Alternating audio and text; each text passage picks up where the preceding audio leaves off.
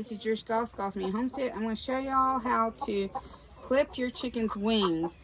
This is my new Biafelders. I'm trying to keep them in this pen and get used to it because this is new to them and they're trying to start to fly out. So you're going to clip right here, these lower fins. You can cut right here. You do not want to go up too far. This does not hurt them. It's like a nail trim. So you take it and you cut like right below these lower feathers here on the wing.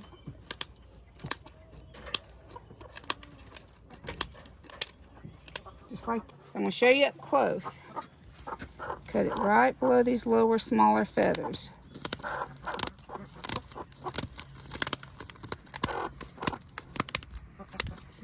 But thanks for watching. Bye. I gotta go feed other animals.